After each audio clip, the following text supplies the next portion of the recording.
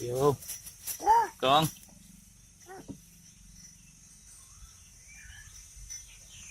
Đó, năm ra kìa vô hai con.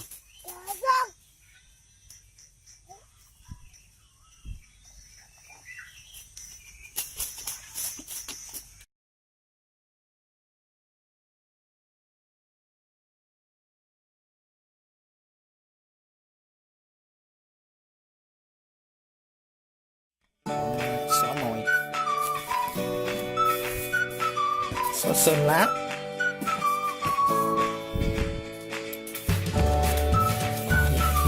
Cú à, chết rồi tôi.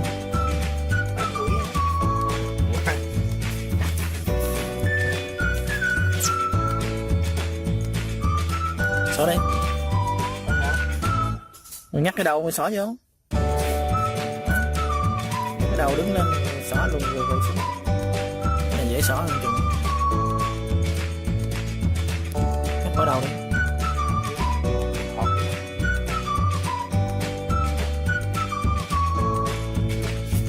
Cắt bỏ nó mới chết được.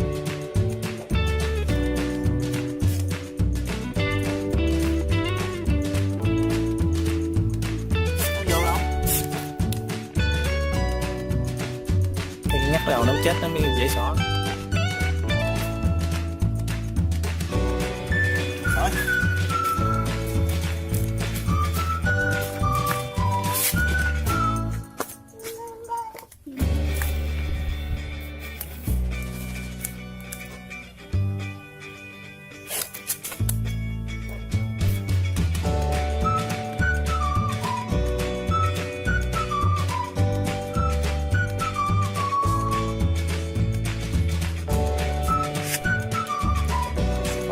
Để đất nó nằm dễ làm, để đất đẩy tới.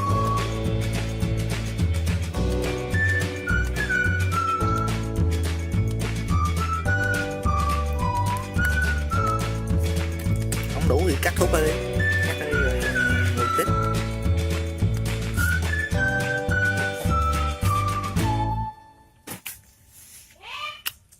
Nè.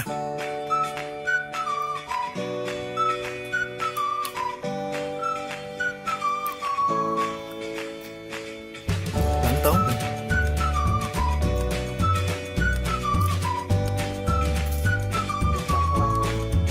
gì? Ai cộng đi rồi trái cậu mau hết đó.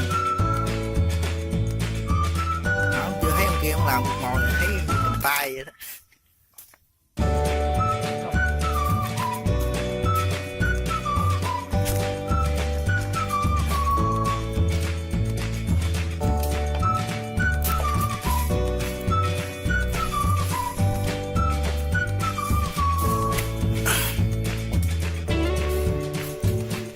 Em kia vậy chống mà cái đừng để điện thoại nè. Ổn không?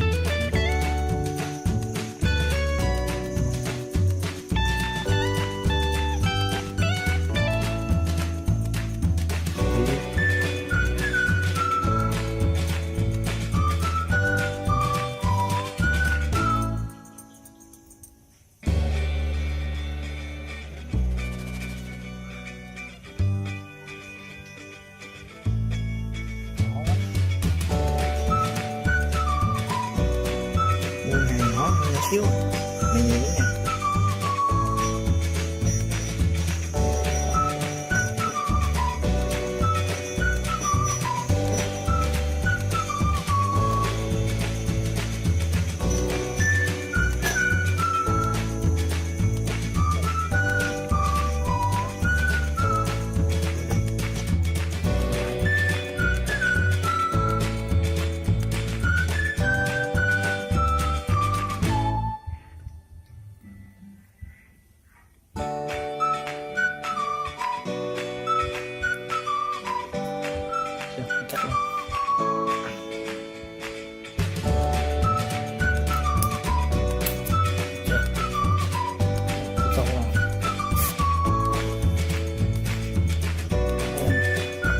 siêu quá, không có đem câu bẻ cây là mình câu xong rồi. miền Tây quê tôi.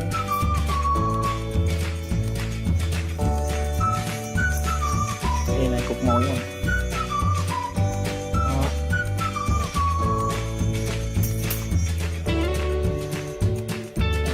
Thiết kế được nhánh bần, nhưng mà bé nhánh bần là câu vô chiến các bạn.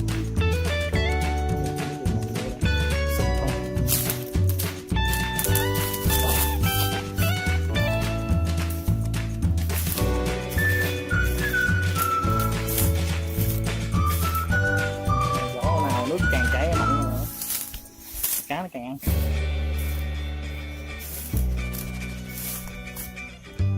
Kinh nghiệm nó thấy ở đó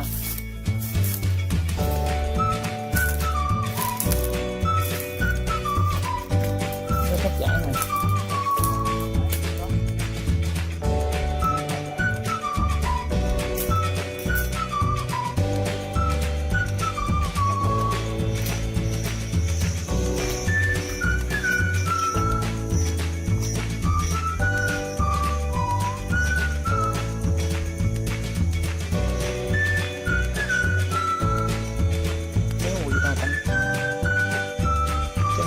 Mùi đặc biệt với cá bóng.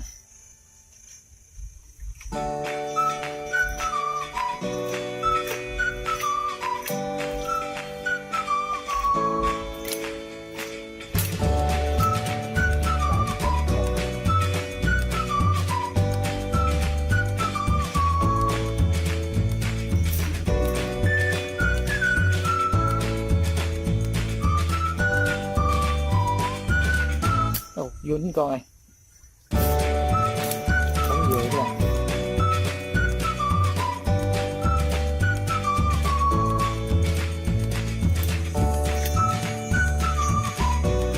Đứng luôn không chạy.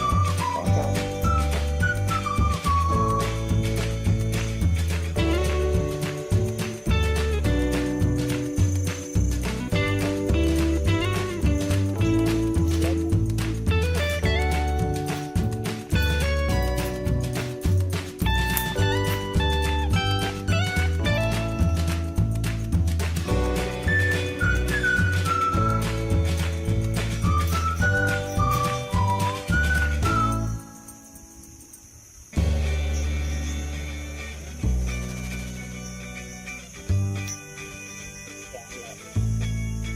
Chiều trời nước lớn to.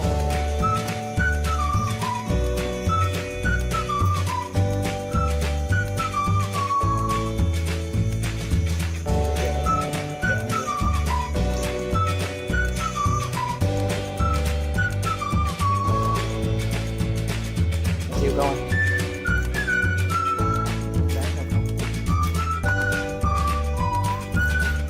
Trời chiều nước lớn đâu. Con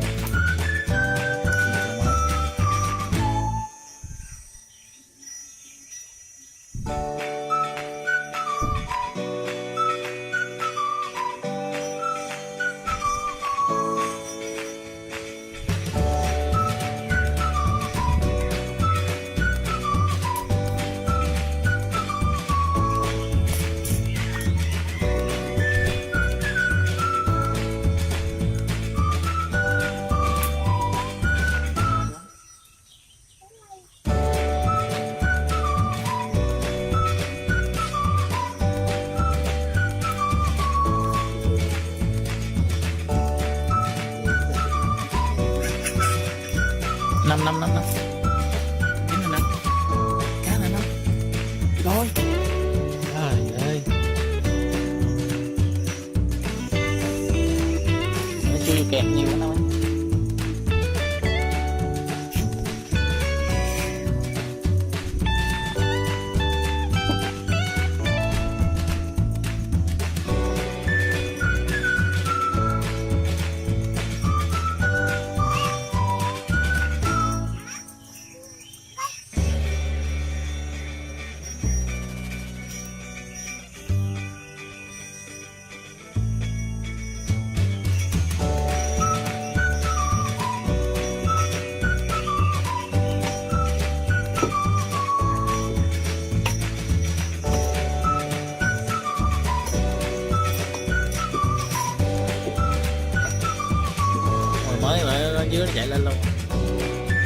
năm năm năm năm năm ra tiếp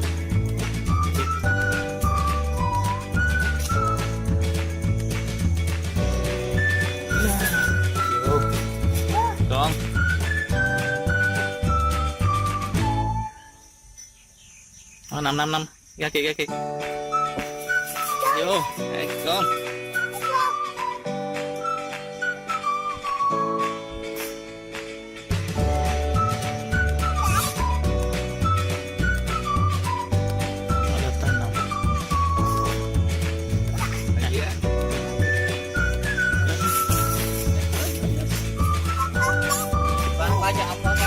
qua con dính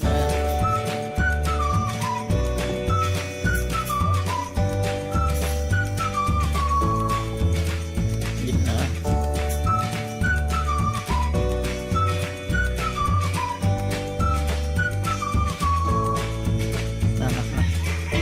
năm năm vô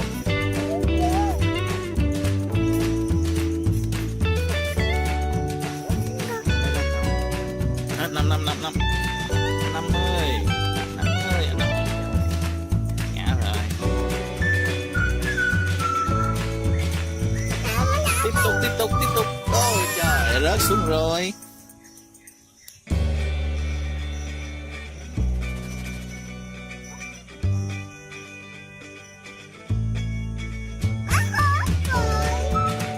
rớt xuống rồi 50 dính nữa 50 rồi trời ơi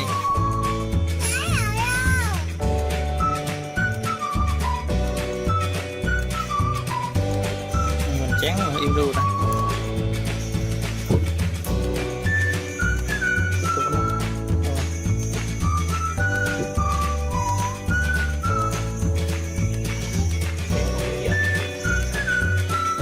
anh 50 đây mà con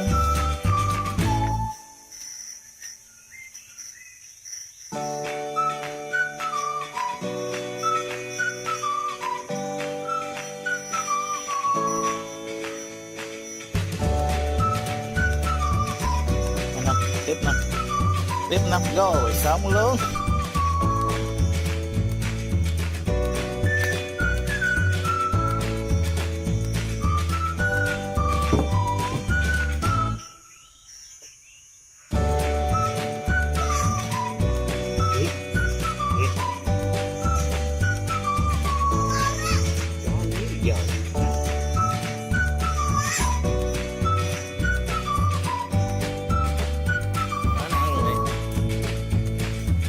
bỏ xuống tao rồi nè như dân rồi đúng nè rồi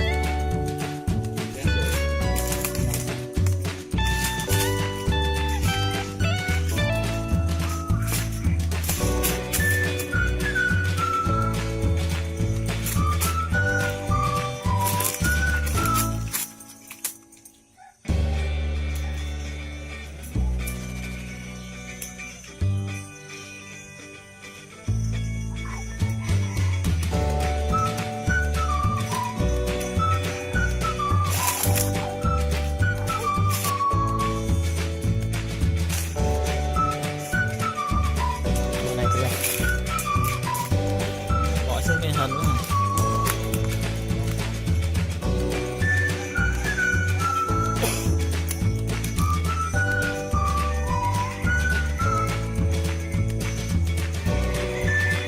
Năm 25 mình dính này Năm ơi.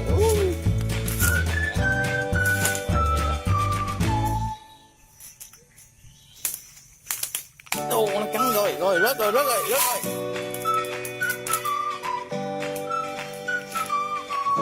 Con chạy lên. Hai con à? Đi.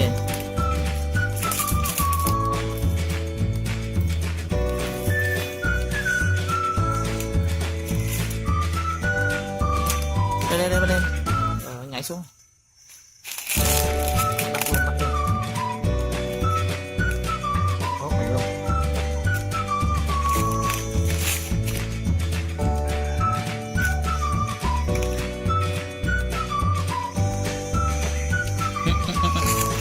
tiếp 50, tiếp 50. Vô.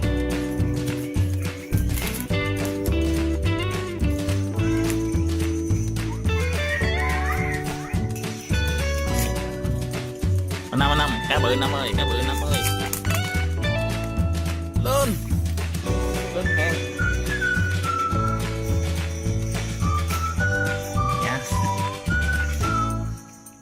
Nó cạn câu cũng lấy.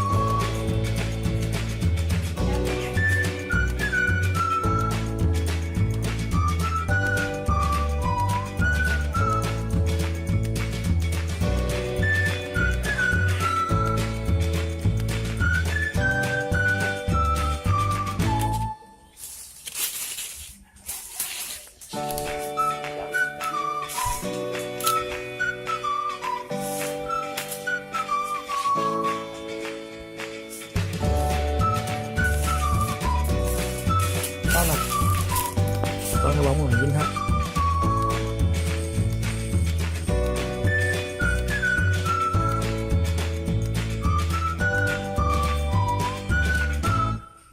Cá này có tiêu nè, rất là nặng, 3 tiếng.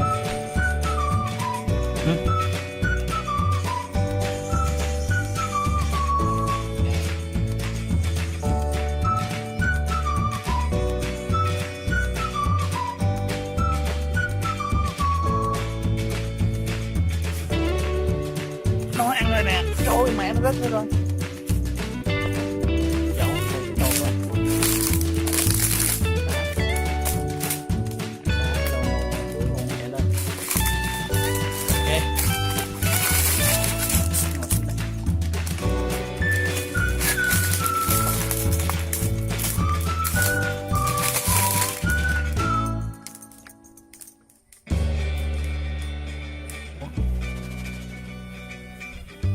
Gai nhiều lắm.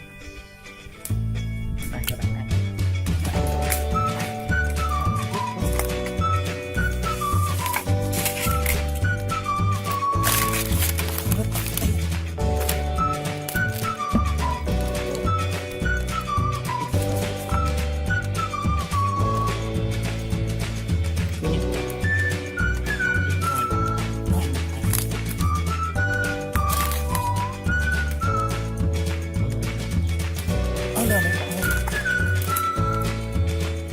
Không nhả luôn kìa. Được lưới đen con.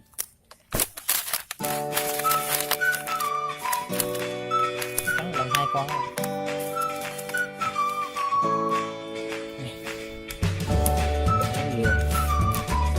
Hết rồi không? Còn nữa. Không tiêu.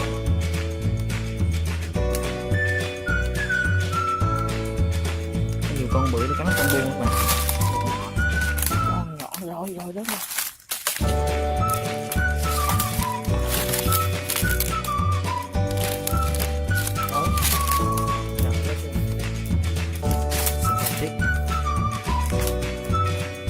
Tay hơi khó câu đi rớt lại.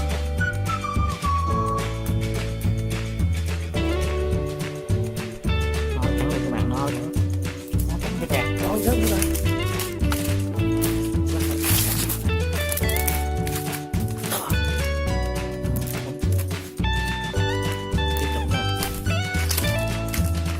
Giận quá.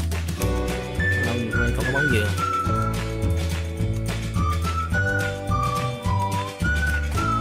Im nắng quá vậy.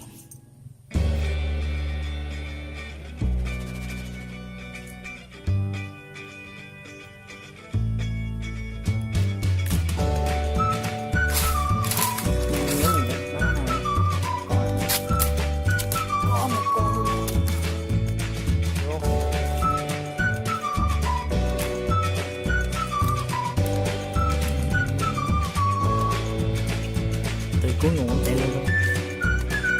Nó này chạy lên. Mình coi nó không chạy lên.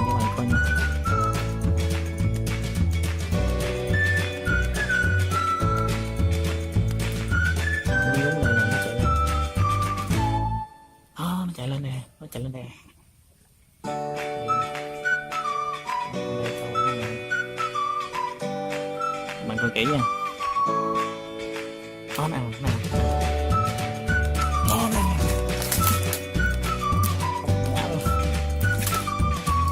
xuống.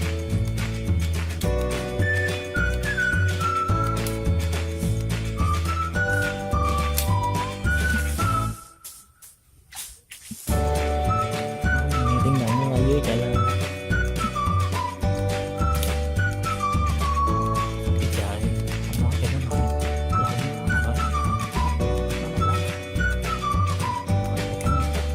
Nó cắn rồi luôn, không chịu nhả kìa, nó cắn không chịu buông luôn, nó cắn cái cục mồi nó không chịu nhả luôn nè. Ghê. Nó không chịu nhả mà phải dùng biện pháp làm gì nó búng cho nó nhả. Con này tham ăn dữ. Nó ăn nữa. Nó ăn nữa rồi, nó ăn nữa rồi. Ôi vô.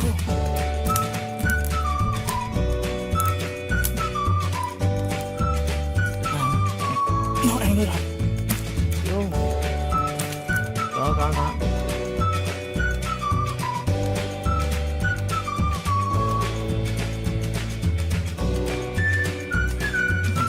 Nó ăn nữa rồi.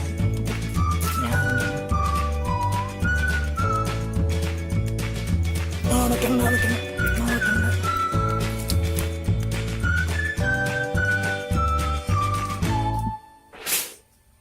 Ăn. Nó ăn nữa rồi. Nhả rồi.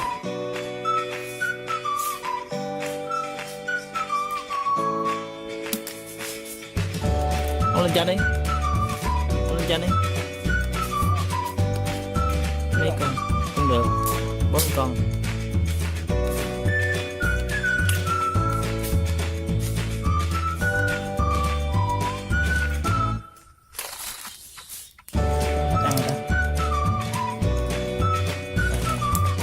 Con này đó. Đúng.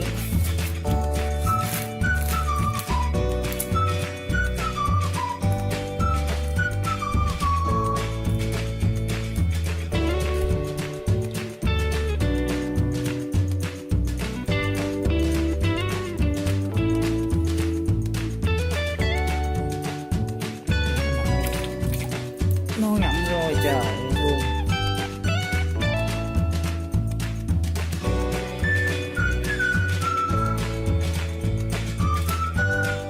Hai ba con luôn. Ngậm thế này. Ngậm rồi. Nó nhỏ không trời? Nhỏ.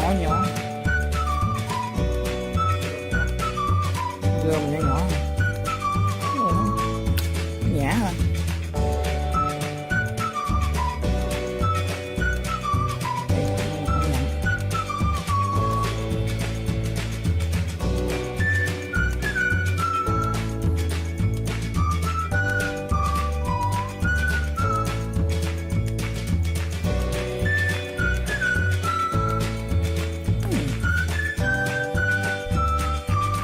Mày nó bị rớt xuống. Mày hả bưởi rồi.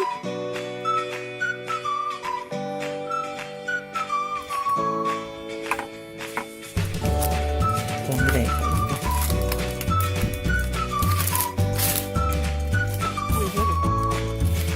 rớt xuống. Tiếp tục còn dữ quá trời.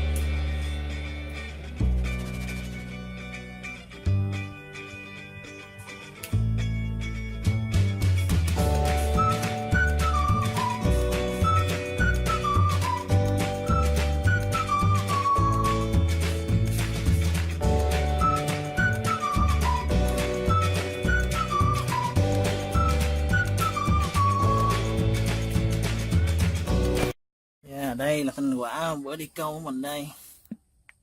Câu xíu các bạn. Ngày mai mình sẽ làm món